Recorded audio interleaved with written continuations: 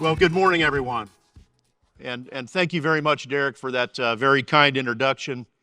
And welcome to balmy, beautiful, sunny Nashville, Tennessee, and the 30th Annual National Ethanol Conference. Now, I'm going to start out this morning with a short story about the last farmer to hold the office of the President of the United States. Of course, I'm talking about Jimmy Carter. And on the day that Jimmy Carter lost the 1980 presidential election in a landslide to Ronald Reagan, he was asked by a reporter, "Where will you go now? What are you going to do?" And Carter responded without hesitation. He said, "We're going back home to Plains, of course. We're going back to the farm." And so the Carters returned to their modest home and family peanut business in Plains, Georgia, population 573. And from there, Carter began a remarkable post-presidency career. He worked to find peaceful solutions to international conflicts, advance democracy and human rights, and promote economic and social development. Now, Carter often said it was the values and ideals and lessons that he learned as a young man on the farm that shaped his worldview and sparked his lifelong desire to serve others. His agricultural roots, including his active involvement in Future Farmers of America, prepared him to lead the country through difficult times with kindness, compassion, and respect. He once told a group of students, quote, "The attitudes that I learned as a member of FFA have permeated my whole life for the better." And with tongue in cheek, he added, "My successes you can credit to FFA, and my failures you can blame on the fact that I left farming and went into the Navy for a while." And as an Army guy, I think he made a pretty good point there. So as we celebrate some major milestones this year, the 30th anniversary of the NEC, the 20th anniversary of the Renewable Fuel Standard, we should take inspiration from President Carter and always remember where we came from as an industry. We should take time to reflect on and learn from the humble beginnings in agriculture. We should revisit the principles and ideals upon which our industry were founded. We should go back to our roots to remind ourselves of why we're all here today. Now, as many of you know, it was President Carter who planted the seeds that would grow into today's ethanol industry. In the midst of a national energy crisis in the late 1970s, he created the gasohol program as a way to expand domestic fuel supplies and reduce dependence on foreign oil. He set a goal to produce 500 million gallons of ethanol by 1981 and challenged farmers and the companies who would go on to found the RFA to ramp up production.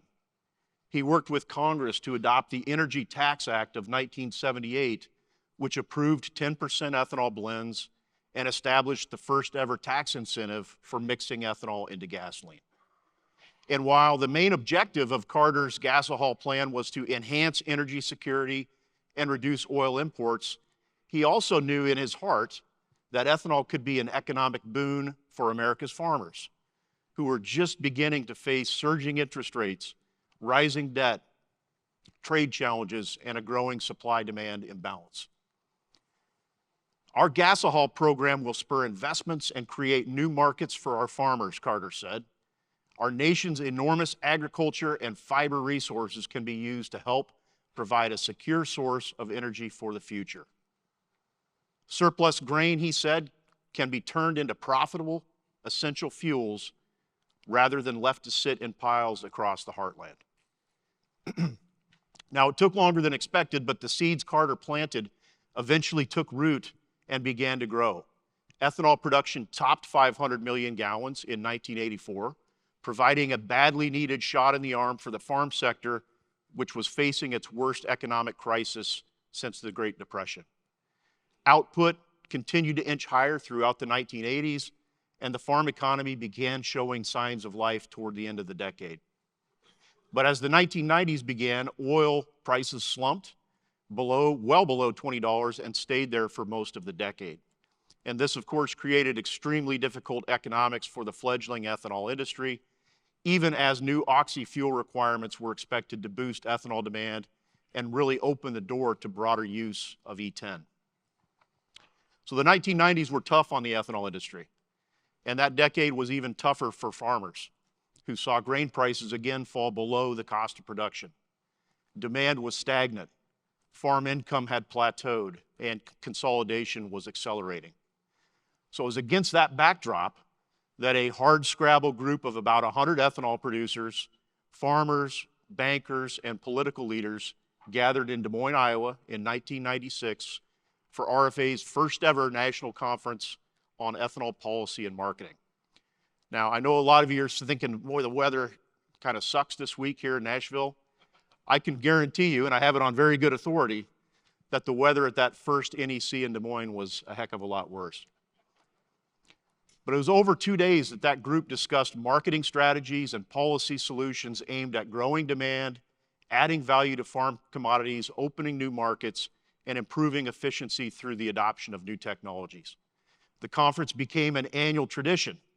It became the place for the industry to get together to discuss the latest marketplace developments, deliberate new policy approaches, and get business deals done. And it was the policy ideas discussed at the NEC, including state bans on the toxic additive MTBE and adopting ethanol blending requirements, that soon began to take root in Washington, D.C. and state capitals across the country. In fact, it was at the 2002 NEC that RFA and the American Petroleum Institute announced a compromise that would become the foundation for the Renewable Fuel Standard. And working together, RFA and the National Corn Growers Association, the American Farm Bureau, and API almost got the RFS passed in 2003, and again in 2004, when Senate Majority Leader Tom Daschle came up just a few votes short. But it was a year later, in 2005, that the political stars finally aligned to enable passage of the world's first RFS, requiring oil refiners to blend annually increasing volumes of biofuels like corn ethanol and soy biodiesel into the nation's fuel supply. So it was on the day that President George W. Bush signed that bill into law, he highlighted the importance of the RFS to the nation's ag industry. Quote, "Every time we use a homegrown fuel, we're going to be helping our farmers and at the same time be less dependent on foreign sources of energy," he said. He also added that someday a president is going to pick up the crop report and they're going to say, we're growing a lot of corn and soybeans, and the first thing that's going to pop into that president's mind is we're less dependent on foreign sources of energy, end quote. And that's when things really began to change for American agriculture. The 2005 RFS, which was greatly expanded just a few years later, ushered in a golden era of demand-driven market dynamics, value creation, and unprecedented wealth and investment opportunities for America's farm sector. Net farm income roughly doubled between 2003 and 2013, 10 years, roughly doubled, as domestic corn usage rose by nearly 40%. Government farm payments fell dramatically. Farmers reinvested their profits in new technology and more efficient equipment. Good-paying jobs and prosperity returned to small towns across rural America, bringing a new generation back home to the family farm. Now, it's not an exaggeration to say that growth in ethanol over the past 20 years, driven by the RFS, helped rescue the farm economy and save rural America. Meanwhile, ethanol's ascent under the RFS also strengthened U.S. energy security and lowered pump prices for American consumers. Gasoline imports dropped 95% from a record high of nearly 10 billion gallons in 2005 to less than 500 million gallons by 2017. And crude oil imports from OPEC fell 80%. Ethanol continues to have an enormously positive impact on agriculture and the entire U.S. economy today.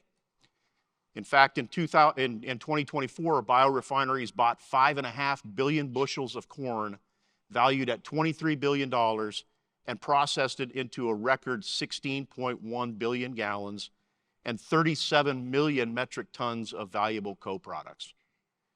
In fact, 2 out of every 5 rows of corn grown in the United States went to an ethanol biorefinery in 2024, putting ethanol neck and neck with livestock feed as the top market for U.S. corn.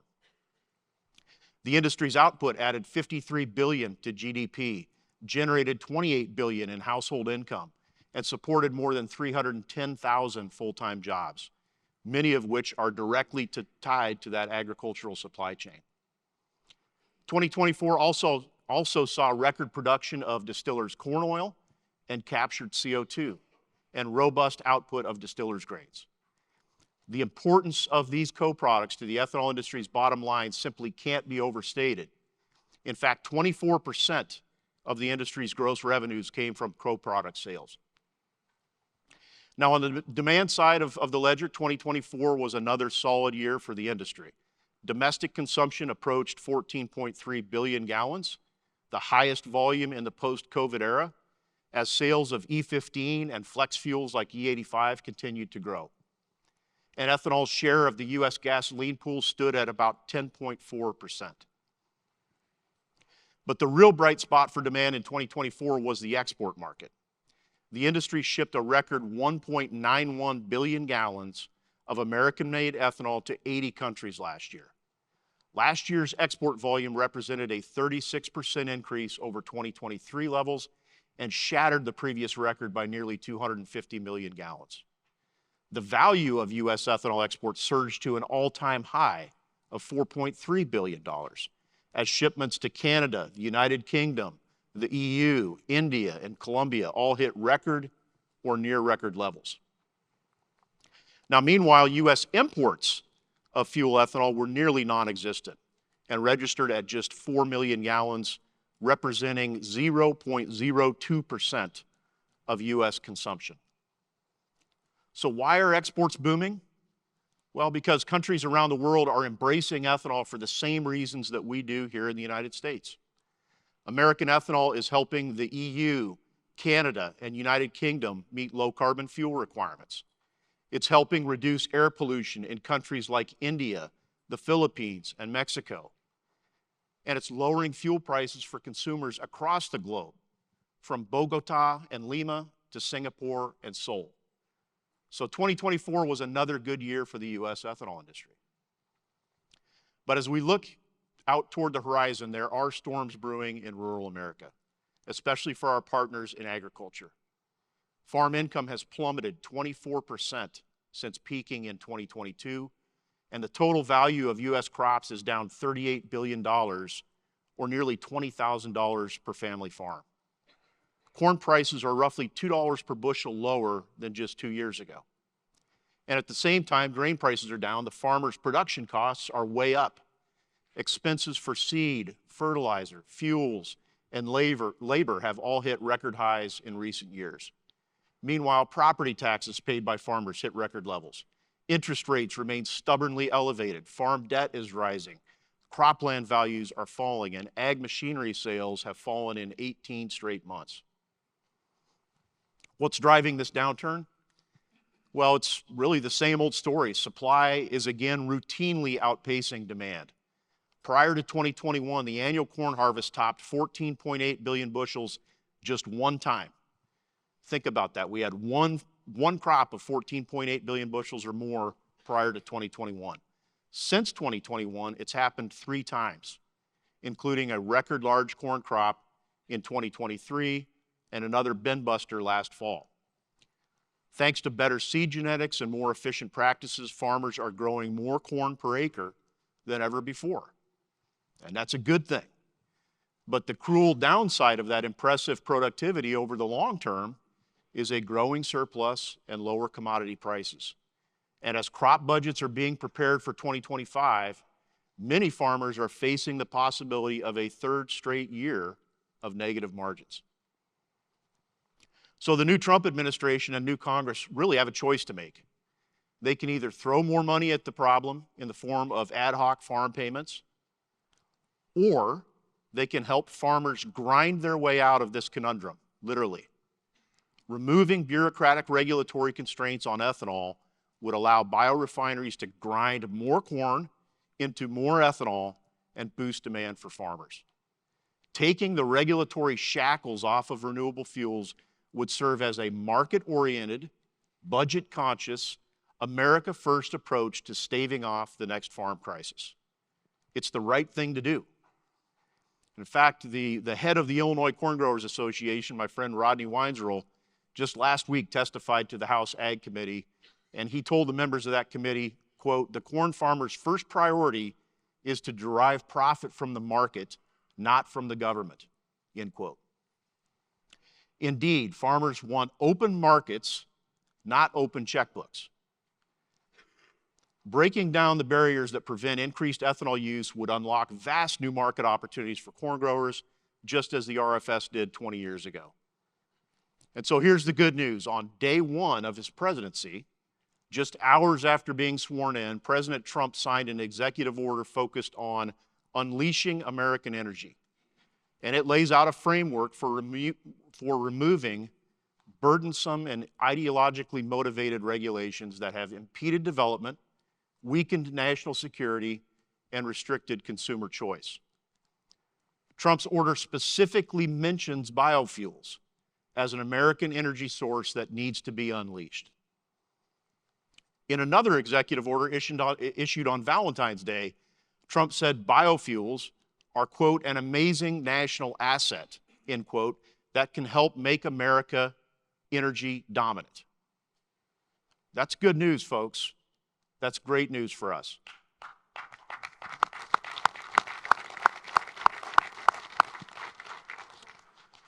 But now the question becomes, how can the Trump administration and Congress unleash the power of ethanol to enhance national energy security, reduce energy costs, and boost America's farm economy? And as you might imagine, we have some thoughts on that. We have some ideas. And it all starts with E15. It's been 14 years since EPA approved the use of E15, but E15 has been slow to gain a foothold in the marketplace, even though it costs less at the pump and burns cleaner than regular E10. In fact, just 3% of retail stations nationwide offer E15 today, more than a decade after its commercial introduction. Why? Well, because senseless, outdated EPA regulations have tied up E15 in red tape and discouraged broader adoption in the marketplace. As you all know, EPA applies a more restrictive volatility standard to E15 in the summertime, forcing most retailers to stop selling that fuel between June 1st and September 15th of each year. EPA regulations also make it difficult for retailers to demonstrate the compatibility of their existing equipment with E15. Almost all existing underground storage tanks and dispensers are fully compatible with E15. But antiquated regulations have led many retail station owners to believe expensive equipment upgrades are needed before they can sell E15. And EPA still requires station owners to post that menacing bright orange warning label on E15 dispensers as well. Now, President Trump recognized the absurdity of these regulations the first time he was president. He directed EPA to revise its rules in 2019 to allow year-round E15 sales nationwide. In June of that year, he visited RFA member plant, Southwest Iowa Renewable Energy, to celebrate that victory for common sense. Trump then instructed EPA to make it easier for retailers to use their existing equipment for E15 and remove or change that frightening E15 pump label. Now, unfortunately, both of those actions were undone. Oil refiners sued the Trump EPA over its decision to allow year-round E15, and it was overturned by the DC Circuit Court. And the Biden administration failed to advance that infrastructure compatibility and labeling change that Trump's team had proposed. But we didn't give up. We rolled up our sleeves and went back to work. We collaborated with Iowa Governor Kim Reynolds and 7 other Midwest governors to pursue a creative legal approach that would allow year-round E15 in their states. And we brokered a deal with our old friends, the American Petroleum Institute, that would serve as the catalyst for legislation to permanently resolve this issue nationwide once and for all. And as I'm sure you know, that legislation came within a hair's breadth of passage in December. Thanks to the spade work of our coalition and the expert maneuvering of our supporters in Congress, we were in position to finally get year-round E15 as part of that continuing resolution bill at the end of last year. But in the 11th hour, the E15 language was stripped out of the bill, along with just about every other policy writer, all because Elon Musk and some far-right congressmen objected to the size and cost of the original bill. But here's the irony. The year-round E15 measure was budget neutral. It wouldn't have cost a penny. In fact, over the long term, it would have saved taxpayer money by reducing pressure on the farm program. Now, that near miss in December really stung. It was kind of a gloomy week around the RFA office, but it hasn't discouraged us. Our industry allies and our advocates in Congress are more galvanized and more motivated than ever before to get this legislation passed. Just last Thursday, the year-round E15 legislation was reintroduced in both the House and Senate by a determined group of bipartisan lawmakers. They'll again be looking for any and every opportunity to include the E15 measure in upcoming must-pass legislation. And everybody in this room can help push E15 over the goal line. A little bit later this morning, you're going to hear from the president of the National Corn Growers Association about a campaign that they launched last week to advocate for passage of this legislation, and I would certainly encourage everyone to participate in that campaign. But we also still need to resolve the ambiguity around E15 infrastructure compatibility. Fortunately, there's good news on that front as well. Last fall, President Trump made it clear that his vision for expanding E15 at retail still includes, quote, letting them use existing pumps, end quote. And talks are already underway with EPA about reviving the infrastructure and labeling proposal from the final days of the first Trump administration. But the bottom line is this: if Congress and the administration take the necessary action to allow year-round nationwide sales of E15 through existing infrastructure, it will be an absolute game changer for American agriculture. Now, another way the administration can unleash the power of American ethanol is to double down on the renewable fuel standard. As we've discussed here already this morning, the RFS has fundamentally transformed agriculture in this country. And if properly implemented, it can drive further growth and evolution across the Farm Belt. Now, by law, Biden's EPA should have published final 2026 renewable volume obligations, or RVOs, by November 1st. They missed that deadline, of course, and the standards haven't even yet been proposed. So it's going to be up to Trump's EPA to take the ball, and they're going to need to get to work very quickly to get the 2026 RVOs proposed and finalized in time for next year. And to truly stimulate demand and reinvigorate agriculture, the RVOs for 2026 need to grow beyond the 2025 levels for each category of renewable fuel. EPA should also continue the practice of issuing RVOs for multiple years all at once to provide more certainty for all supply chain participants. Now, exactly where the future RFS volumes for each category should be set is currently the subject of much conversation and analysis within the industry. But one thing is clear: if we are to be successful, stakeholders representing agriculture, ethanol, biodiesel, petroleum, and retail will need to be as aligned as possible in our advocacy efforts. Now, we are also watching closely for clues on how this administration will handle small refinery exemptions, or SREs. That's something we haven't had to talk about for a couple years. But there are dozens of new SRE petitions that have been filed in recent months, and dozens more are being reconsidered by EPA in response to recent court decisions. In fact, there are now 139 SRE petitions spanning 10 compliance years that are pending at EPA. Together, these petitions represent roughly 5.5 or 6 billion gallons of renewable fuel blending requirements. Let me say that again: 5.5, 6 billion gallons are at stake with these petitions. So moving forward, we are strongly encouraging EPA, and we strongly believe that the agency should continue the judicious and careful approach that it has taken to SRE petitions over the past 4 years. But if any petitions are granted, The exempted volume should be restored and redistributed to ensure the finalized RVOs are kept whole. Now, fortunately, near the end of the first Trump term, EPA adopted an approach to setting RVOs that would require the reallocation of any exempted volume obligations. So if any SREs are granted moving forward, we hope the new Trump EPA follows the approach that his first EPA adopted. Now, what else can the Trump administration do to unleash ethanol and boost the ag economy? Well, it can follow through on its commitment to end EPA regulations that force automakers to dramatically increase the production of battery electric vehicles and phase down production of liquid-fueled vehicles. We were very pleased to see the Trump administration direct his agencies to, quote, eliminate the electric vehicle mandate and promote true consumer choice, end quote. And we agree that the quickest way to achieving our environmental goals is to stop picking winners and losers and level the playing field for all low-carbon fuels and vehicles. Now, I will say it again, you've heard me say it before, we are not opposed to electric vehicles.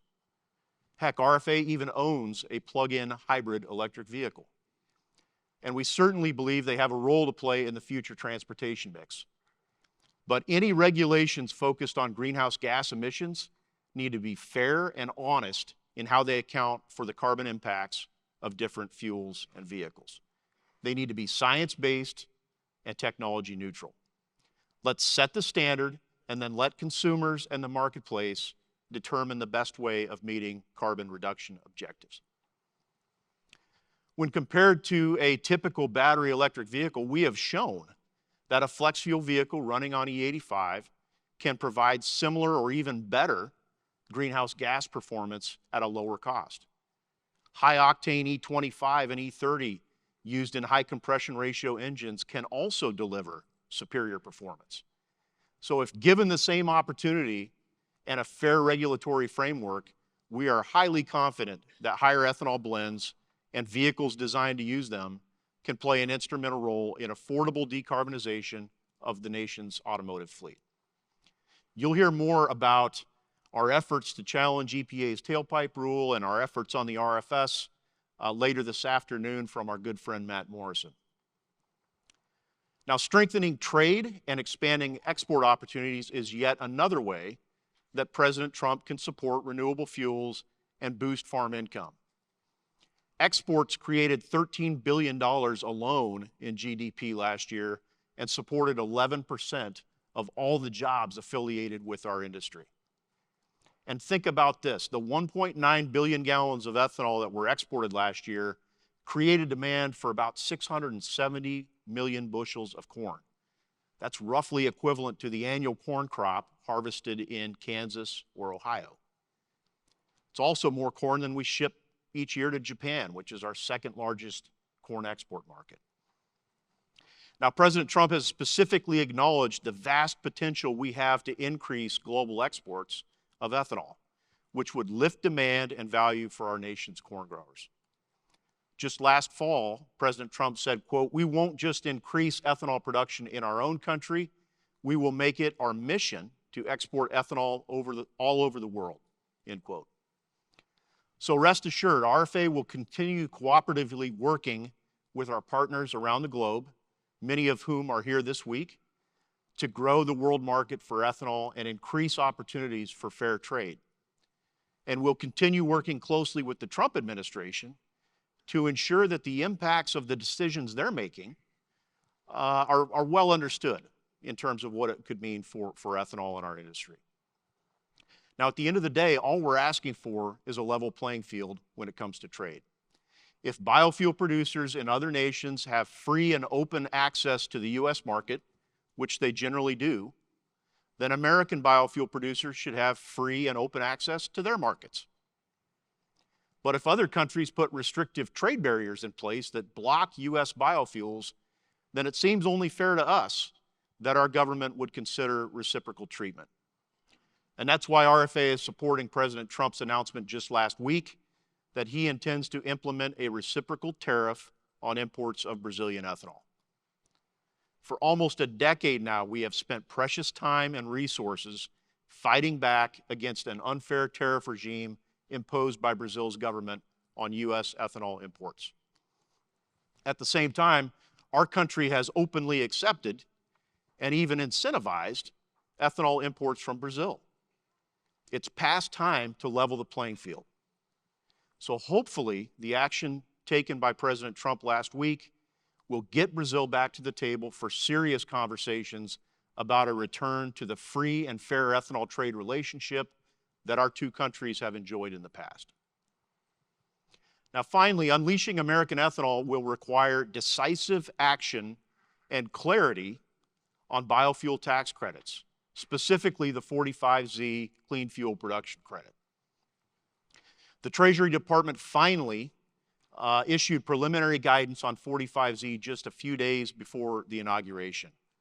The Department of Energy also released its 45Z GREET model, and USDA released a carbon intensity calculator and interim rule on climate smart ag practices.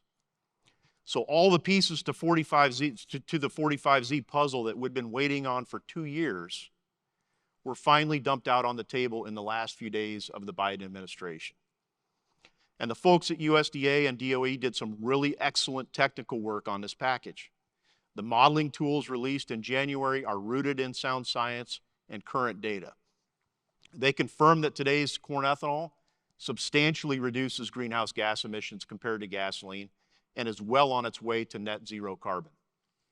But here's the problem. All of the 45Z pieces that were pushed out by the Biden administration require further action before biofuel producers can comfortably rely on them for generating tax credits.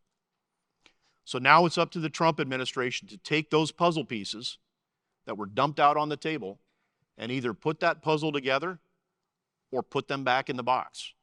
And it still isn't clear how or whether the new administration will move ahead with the 45Z package it inherited from the Biden team. And Trump's Treasury Department really hasn't dropped any hints about their intentions with this program.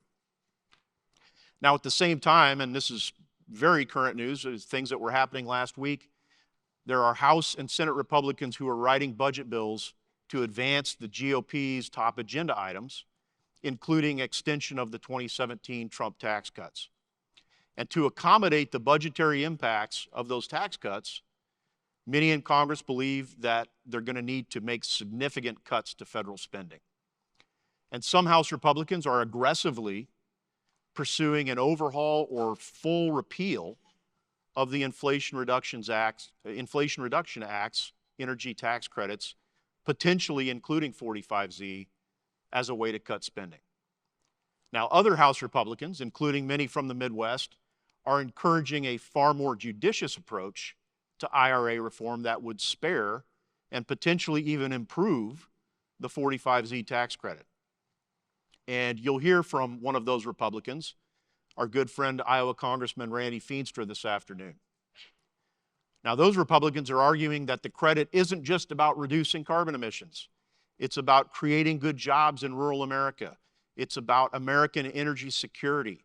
And it's about opening new market opportunities like sustainable aviation fuel and carbon capture and sequestration for our nation's farmers. Candidly, Congress and the administration have a lot to sort out when it comes to our nation's tax policy, and that includes the future and fate of these IRA tax credits.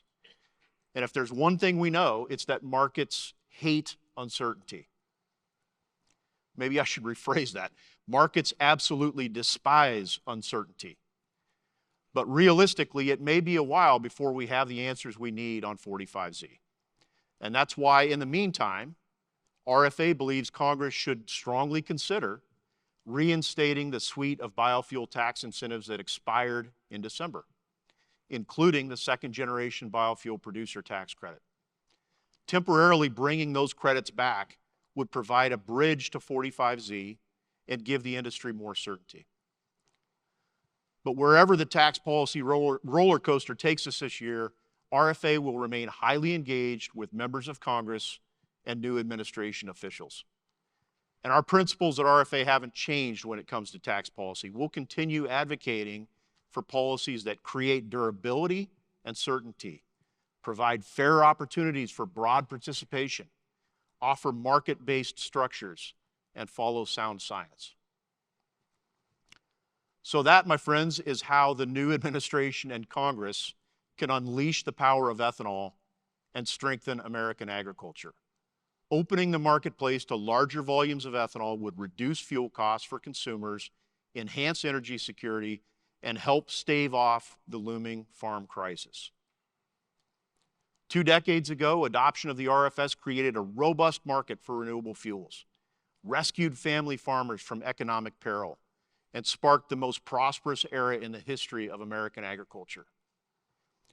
Now, with farmers facing a new round of severe financial challenges, it's time to turn to ethanol once again to lift rural America and secure our energy future. It worked before, and it can work again. It's time to go back to our roots. Thank you very much.